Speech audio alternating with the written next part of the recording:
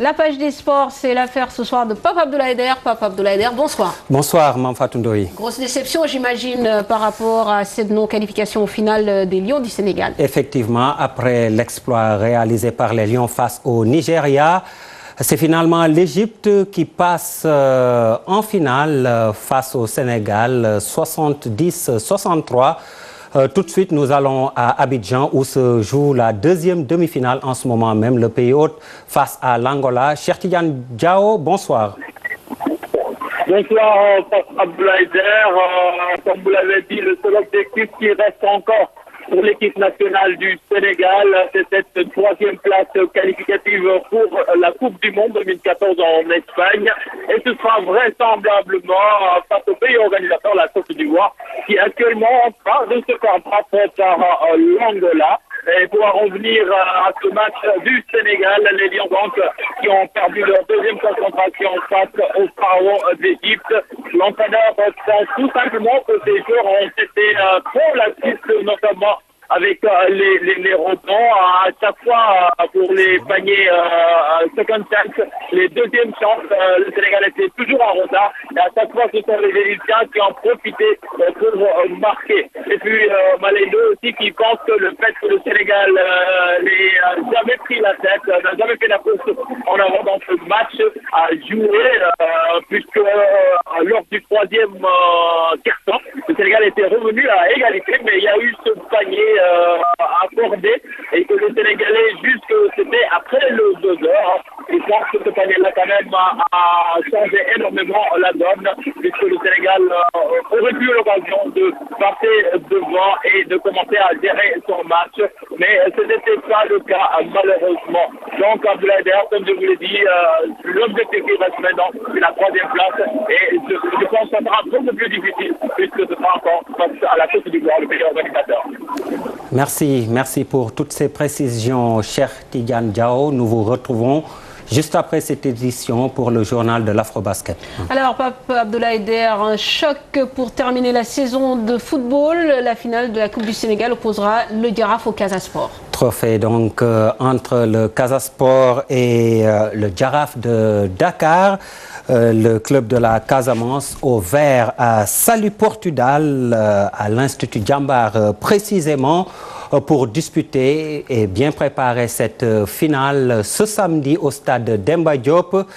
Les supporters parlent de 13 millions de francs CFA mobilisés. Et le club, je vous le disais, est à Mbour, où Mamadou Diop, notre correspondant, a interrogé Siaka Bodian. Oui, il faut savoir déjà que dans la préparation des deux finales, nous avions approximativement estimé le budget à 17 500 000. Mais on s'est rendu compte très rapidement avec les charges de la première finale qu'on allait très largement dépasser ce budget-là. Et avec les prévisions de la deuxième finale, au total, nous serons autour de 25 millions de francs CFA. Le Casa Sport a pris toutes les dispositions pour faire face à ce budget-là. En attendant éventuellement qu'avec les retombées de la finale de la Coupe de la Ligue, que les autorités, vous avez entendu Michel le maire qui est passé tout à l'heure réitérer son soutien au club, nous osons croire que les autorités en tout cas n'hésiteront pas à mettre la main à la poche, surtout pour accompagner la grande vague de mobilisation qui se prépare du côté des supporters. Comme la dernière fois, et nous pensons d'ailleurs faire plus que ce qui a été fait le dimanche dernier, puisque beaucoup de gens qui n'ont pas fait le déplacement de Dakar le dimanche dernier veulent ou envisagent de le faire cette fois-ci, puisqu'ils considèrent que la grande finale, c'est celle de samedi. Les supporters, un maillon important donc, et même si cela se joue sur le terrain, Laïsar l'a très bien compris, le coach du Jaraaf fait appel au 12e homme vert et blanc. C'était juste après la séance d'entraînement de ce matin au stade Demba Diop. Il faut dire que l'aspect mental jouera beaucoup. Ça, peut-être, on ne va même pas s'attarder là-dessus.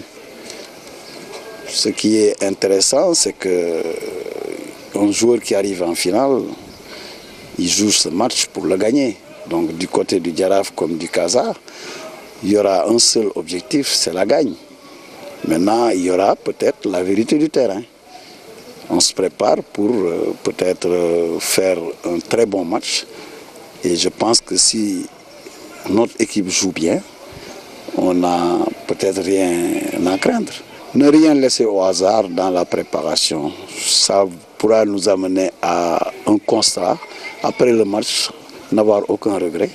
Parce qu'on aura tout fait. C'est le lieu de dire encore merci à l'ECASA. Mais chez nous, la mobilisation sera, je pense, grandiose. Parce que ce que je vois depuis quelques jours au niveau du Jaraaf, la mobilisation a sonné, la grande mobilisation. Toujours avec le football, la famille de cette discipline à Ngor rend un hommage mérité à El Hadj Baye Laye Gueye. Manifestation prévue lundi au stade municipal de Ngor avec la génération 2002 et une sélection ngoroise. Reportage sur ces préparatifs avec Cheikh Tidiane John. Ce sportif dévoué El Hadj Baye Laye Gueye, décédé en cours de saison, les Ngorois lui rendent un hommage le 2 septembre prochain. J'ai préféré de faire ça parce que je pense que j'ai venu à l'Olympique de Ngor. Quand j'ai venu ici pour aider l'équipe, j'ai vraiment vu le vieux qui était toujours dans le terrain, toujours dans les stades. Un vieux qui a vraiment une répétition. Tout le monde l'a apprécié. Il a beaucoup fait pour l'Olympique de Ngor. Ses amis, proches et collaborateurs nous disent qui était l'homme. Je suis très touché, profondément touché. Puisque Baye Laye n'était plus un homme de sa famille, c'était un homme de tout Ngor. Parce qu'il a toujours œuvré pour les jeunes du village. Laye Gueye, c'était un personnage magnifique. Un homme magnifique, vraiment. Je n'arrive pas à trouver le mot. Laye, c'est un exemple en Ngor. C'est un exemple en Ngor, il faut le dire. Parce qu'il soutient tout son argent, il le met à la disposition des enfants. La famille de feu El Hadj Baye Laye exprime leur joie pour ce vibrant hommage mérité à leurs parents sportifs. Pratiquement, on peut dire qu'il n'a pas beaucoup investi à cause du sport. Tout ce qu'il devait faire pour sa famille, pour ses enfants, il l'a fait avec le sport. Donc c'est quelqu'un vraiment qui mérite ce mémorial. Pendant toute sa vie, il a encadré. Il a joué, il a passé le relais entre Ibrahima et moi. Et depuis lors, il a continué à encadrer. Il a encadré toutes les générations.